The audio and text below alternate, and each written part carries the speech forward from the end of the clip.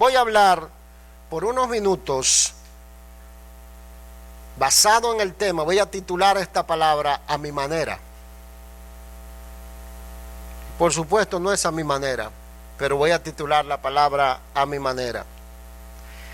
Yo quiero que usted note que podemos aplicar de diversas maneras la historia que nosotros estamos terminando de leer, donde hay un triste final de algo que pudo haber terminado de manera bajo la bendición del Señor.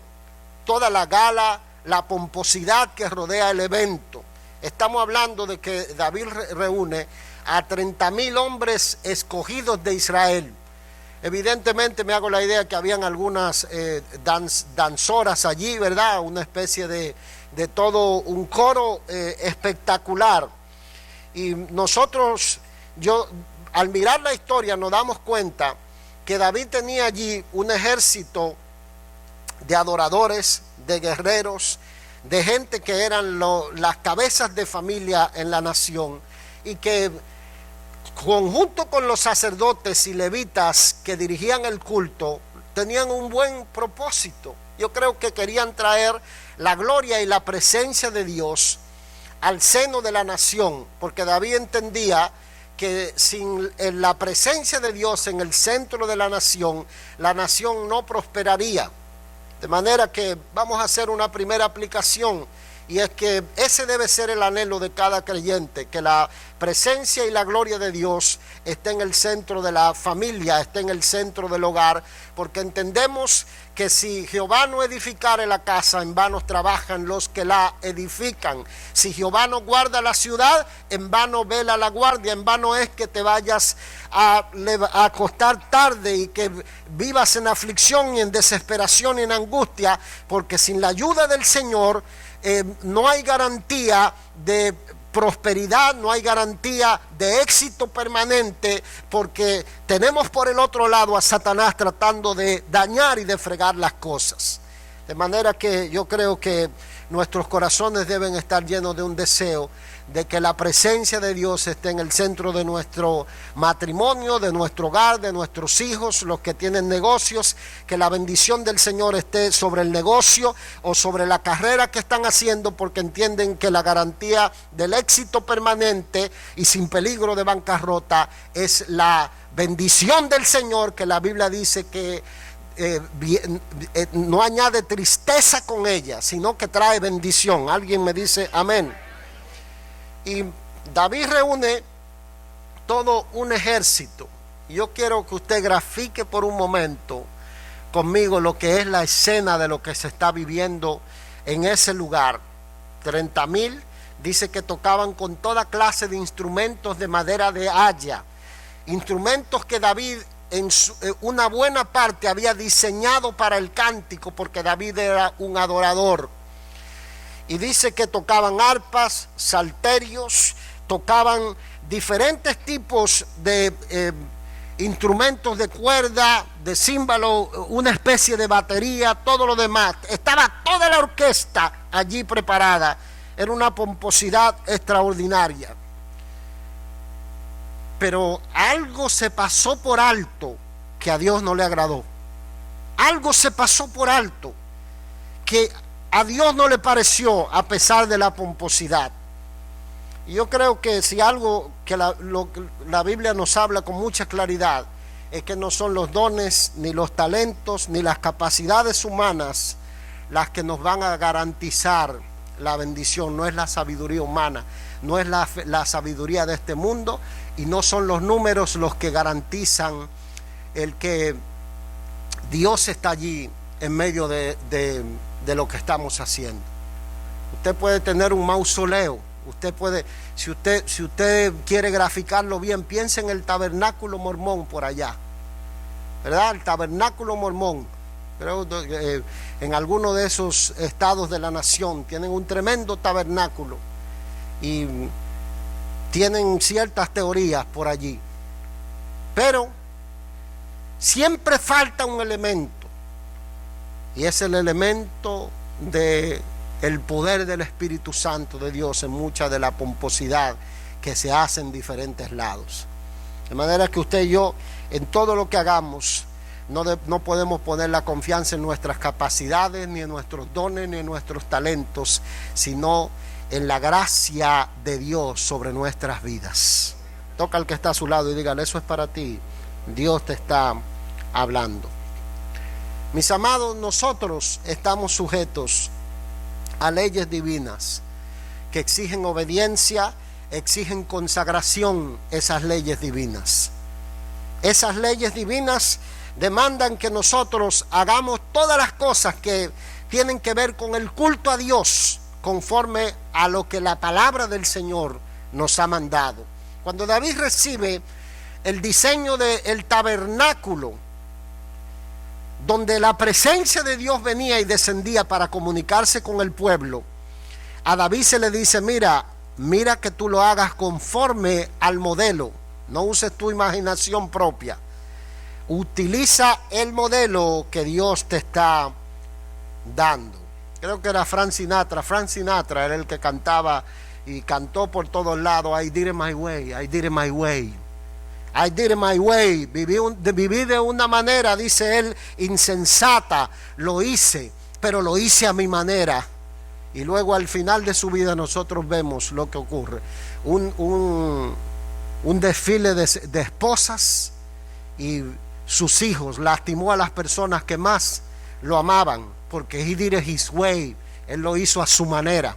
Y a nosotros como hijos de Dios, si queremos que la gracia y la bendición del Señor nos persiga, vaya detrás de nosotros, no podemos vivir como vivía Frank Sinatra: I did it my way. Hay que hacerlo a la manera de Dios, como Dios ha dicho en su palabra que debe hacerse. Gloria a Dios. Lo que la palabra del Señor recalca a nosotros es que nosotros todo lo que tenemos lo tenemos prestado, no es nuestro.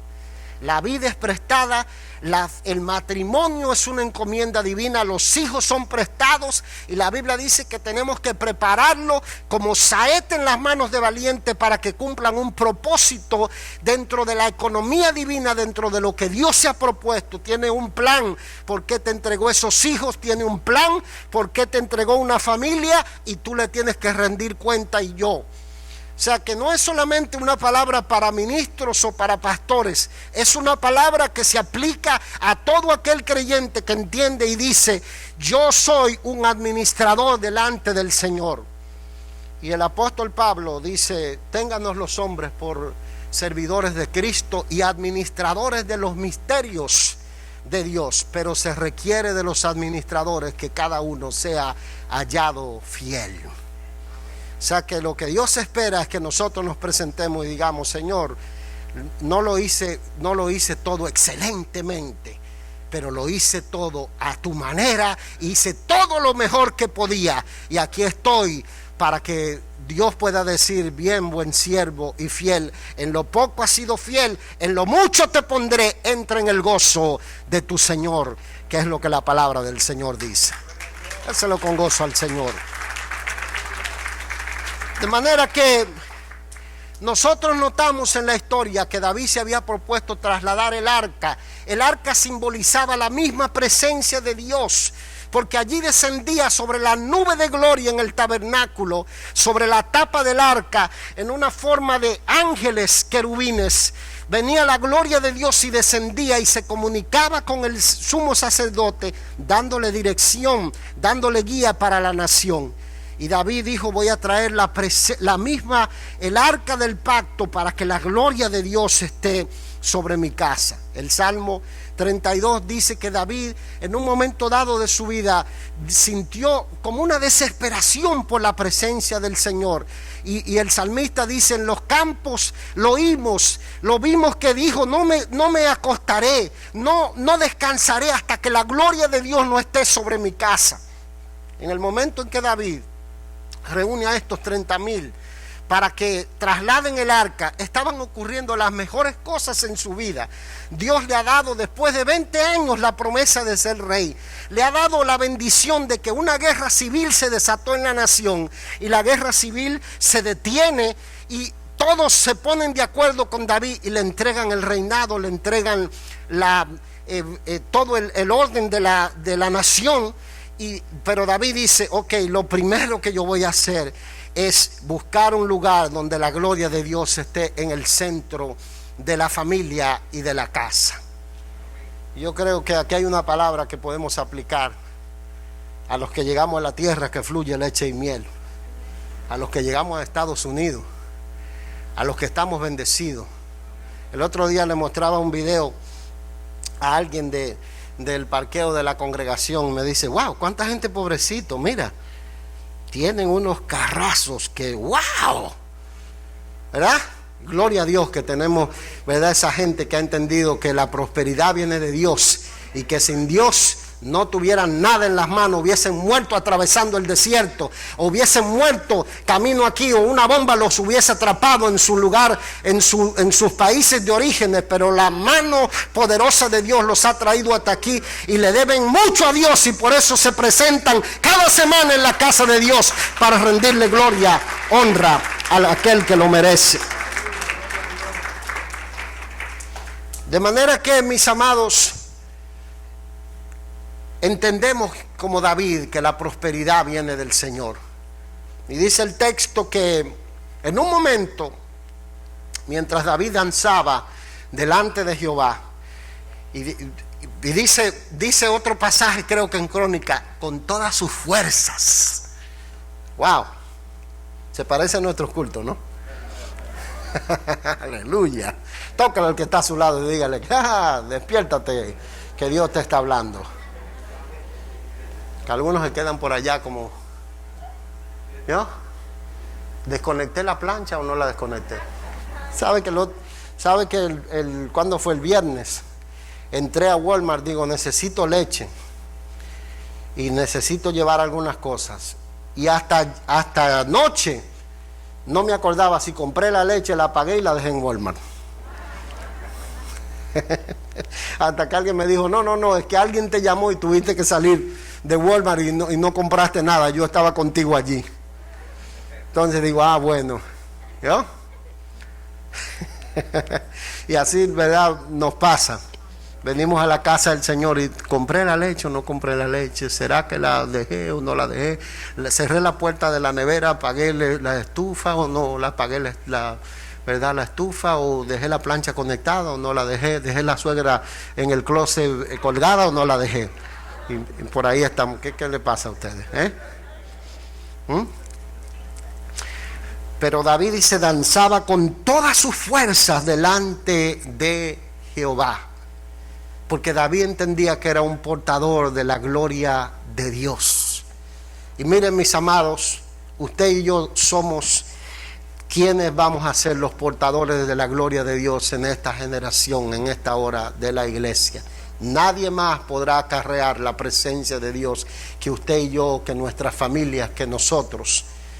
Entonces, por eso David está aquí y nos muestra en esta historia que Dios no negocia con sus reglas. Usted lo puede hacer a su manera, pero el resultado será lo que nosotros estamos mirando aquí. En algo se falló, que lo que debió terminar como una festividad, una celebración, donde cada uno saliera de allí, de esa fiesta de Jehová, a bendecir su casa, se convirtió en la alegría, el gozo que se estaba experimentando en un luto, porque se pasaron por alto ciertas reglas.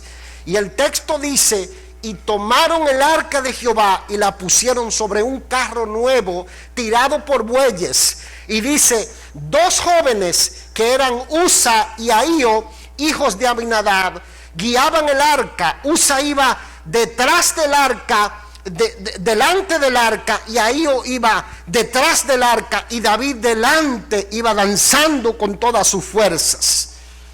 Y ocurre lo siguiente, mis amados, que dice que mientras iban avanzando, y yo me lo imagino que habían pausas, esas pausas donde algunos, ¿verdad?, se detenía y entraban y danzaban, y algunos hasta les daba palabras proféticas de lo grande que ocurriría, de la bendición de Dios que vendría sobre los que estaban allí presentes y lo que iba a ocurrir en el futuro sobre la nación.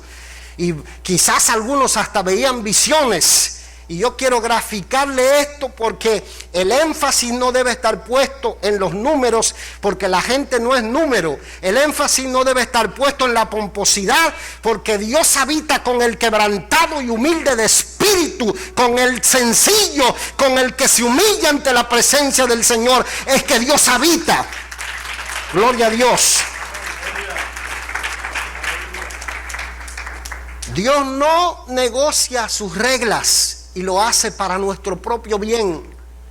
¿Y sabe lo que dice aquí? Dice que los bueyes tropezaban. Y es exactamente lo que ocurre cuando nosotros saltamos las reglas bíblicas y queremos que el matrimonio funcione con filosofía humana. Queremos que nuestra vida espiritual funcione haciéndolo my way, a mi manera y no a la manera de Dios. Dice, los bueyes tropezaban. Y dice que el arca estaba por caerse, y ahí dice, Usa extendió las manos y puso las manos sobre el arca para sostenerla, y dice que Jehová lo mató instantáneamente. Ok, vamos a detenernos ahí. Vamos a pensar que por qué. ¿Qué le pasaba? Pero ¿cómo es que Dios va a matar a este muchacho si tenía una buena intención?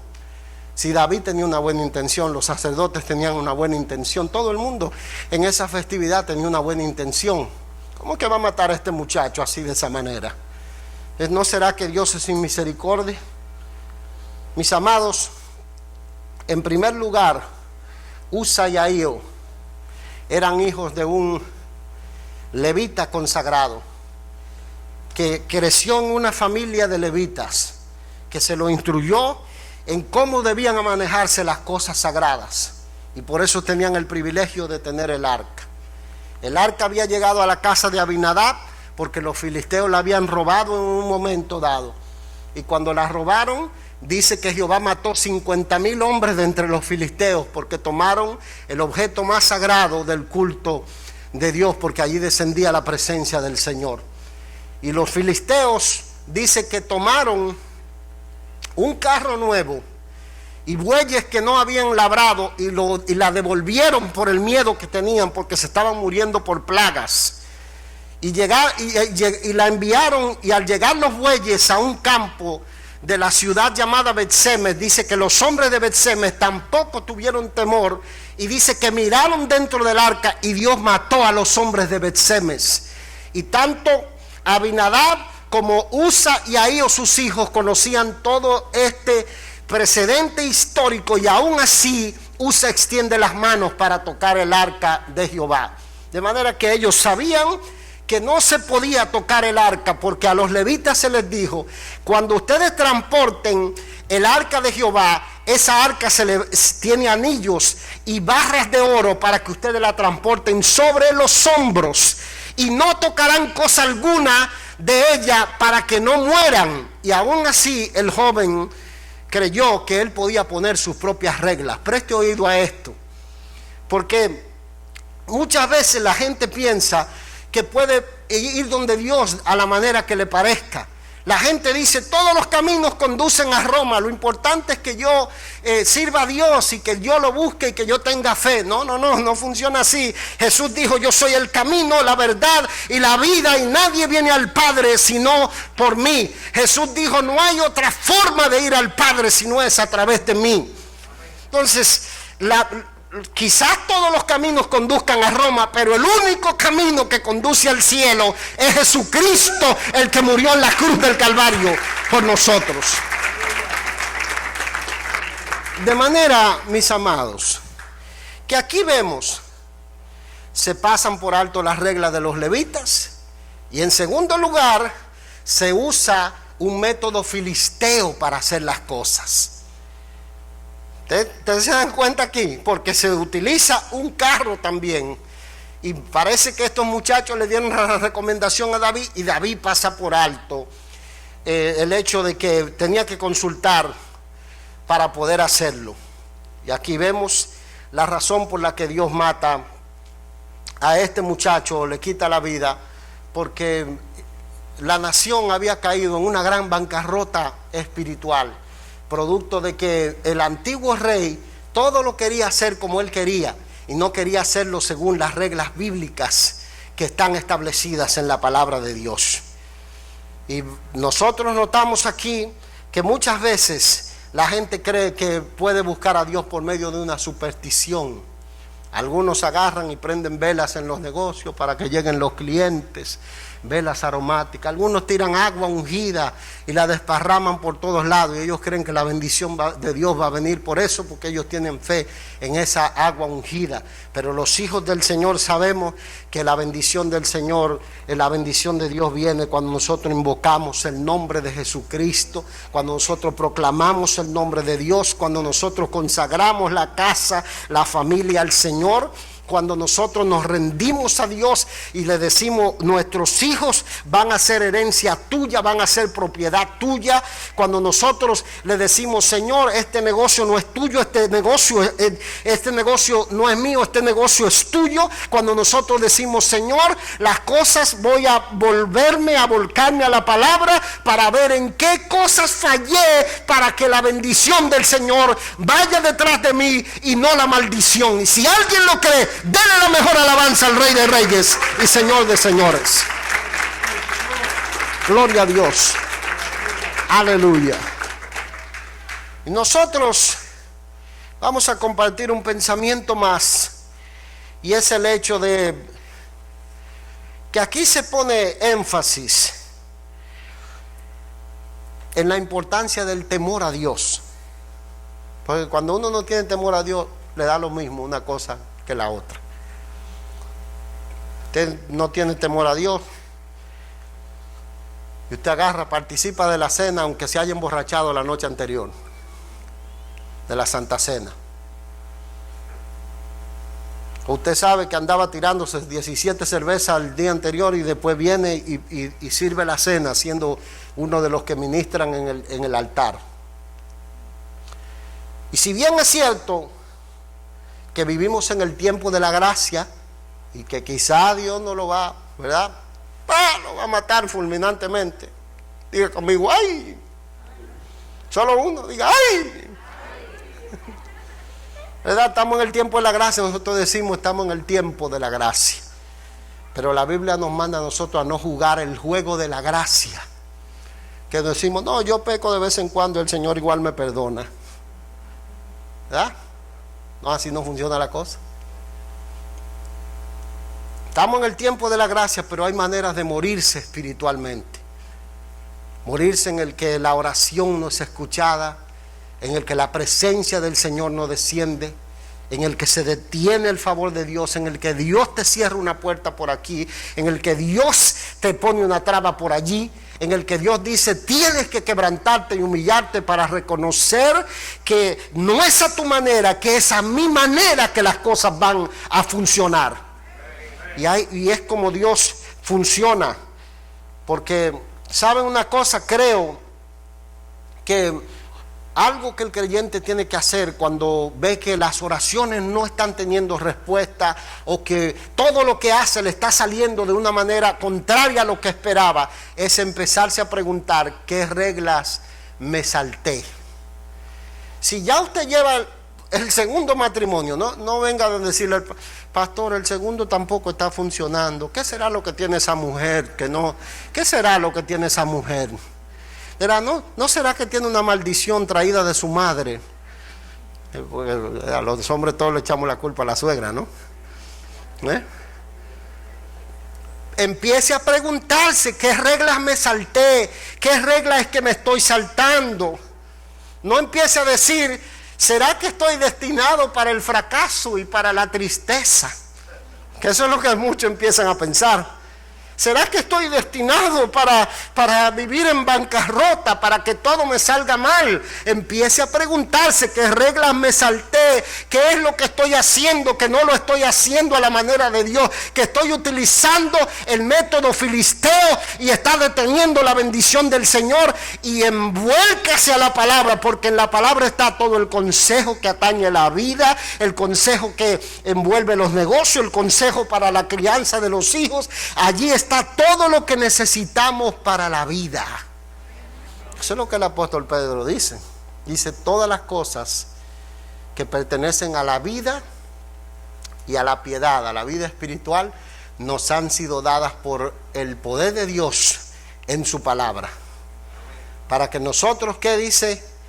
Vayamos creciendo y avanzando en la vida espiritual. Y vayamos de un proceso de pequeñez hasta llegar a una estatura que es la medida de la plenitud de Cristo. ¿Cuántos van detrás de eso?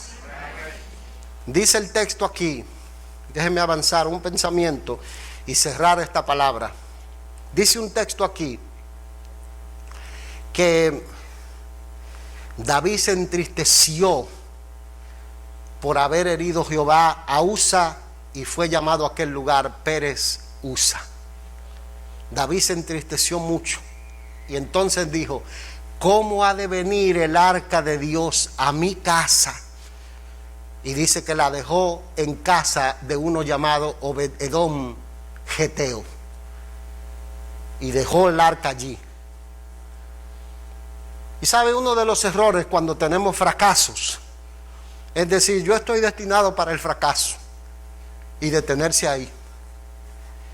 Cuando Dios no responde, porque Dios siempre responde, te deja en silencio, te dice espera, o te responde positivamente. Pero a veces, mire, les pasa como al rey Saúl, no te responde ni con Urim, ni con Tumim, ni con profeta, ni de ninguna manera te llega la respuesta, y tú dices, seguro que ya el Señor, yo soy un olvidado del cielo. Eso es lo primero. Nosotros tenemos un espíritu de víctima metido en el corazón. Y dice el texto aquí, mis amados, que David dijo: no, ¿cómo va a venir el arca de Dios a mi casa?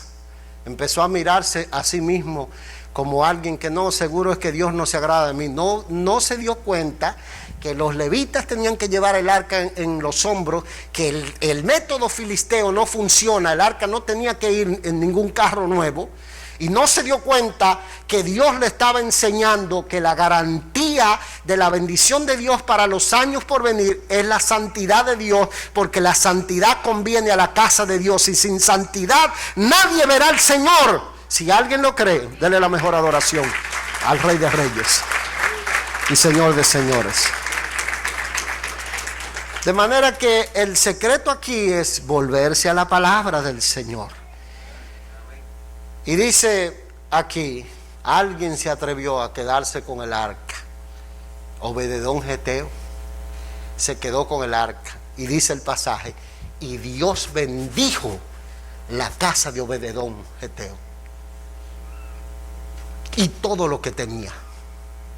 Dios bendijo la casa de Obed-Edom. Eso es lo que le pasa a un cristiano que no es un cristiano de pacotilla. Porque si usted decide vivir la vida cristiana como usted quiere, entonces no espere bendición del cielo. Yo no digo que se va a perder, yo digo que en el último momento le van a decir, ponte en paz con Dios. Pero usted sabe lo que es ir por la vida de un golpe tras otro golpe, tras otro golpe, cuando Dios tiene tantas cosas para bendecirnos, para darnos, para declarar sobre nosotros. La palabra de Dios dice, yo voy a regocijarme sobre ti con cánticos, con alabanza. He dado naciones por ti, pueblos por ti. Tú eres mi escogido, tú eres mi amado, tú eres mi perla preciosa, tú eres la niña de mis ojos. El que te toca a ti, toca a la niña de mis ojos. No habrá arma forjada contra ti que prospere, porque tu justicia viene de mí, dice Jehová de los ejércitos. Con tantos planes maravillosos que Dios tiene sobre nuestras vidas, nos vamos a conformar con poco. Vamos detrás de la gloria, de la presencia de Dios. Vamos a decirle al Señor, voy a hacer los cambios, Jehová. Gloria a Dios. Pero que nada detenga la gloria del Señor. Y con esto termino. ¿Cómo ustedes creen que se dieron cuenta que Dios bendijo a Obed-Edom y a su casa? Porque empezó a tener nietos. Empezaron a nacerle nietos como recua. Los ganados a multiplicársele. Las cosechas dieron más que todas las de los demás que estaban alrededor de él. Y David dijo, no, eso es lo que la nación necesita, no es solo para Edom Geteo. ¿Sabe lo que le quiero sembrar en la palabra? Las reglas de la palabra del Señor están dadas allí para que nosotros vayamos detrás de la gloria y de la presencia de Dios, como Dios dice, y no a nuestra manera. ¿Recibe la palabra? Denle el mejor aplauso al Rey de Reyes y Señor de señores. Gloria a Dios. Póngase de pie por un momento, por favor. Incline su rostro y oramos en la presencia del Señor. Quiero, mientras usted está en comunión con el Señor, que usted medite, porque creo que esta palabra es para usted. No es para su suegra ni su suegro, ni para el cuñado suyo que no vino. Es para usted. Aleluya. Sonríase que el Señor le ama. Gloria a Dios. Como esta palabra es para usted y para mí, yo quiero que usted medite en su vida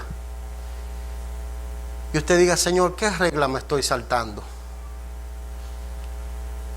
¿Qué regla me estoy pasando por alto? Una de las cosas que David aprendió, y porque Dios nunca lo soltó de la mano ni quebrantó el pacto que hizo con él, es que él transformó los fracasos en grandes puertas para que la bendición del Señor fuera más grande que los fracasos que había tenido. Y eso yo quiero sobre su vida, sobre la mía, sobre mis hijos, sobre esta congregación. Son nuevas puertas que se van a abrir. Son nuevos horizontes que Dios va a abrir. Y los fracasos que marcaron tu vida en el pasado no tienen por qué dejarte detenido en el camino. Dios tiene todavía más que darte que lo que cualquiera de nosotros hemos visto hasta este punto de nuestras vidas. Gloria a Dios. Pero Dios no quiere gente que le honre de labios, sino de corazón, que le ame con todo el alma, con todo el corazón, con todas las mentes, con todas las fuerzas.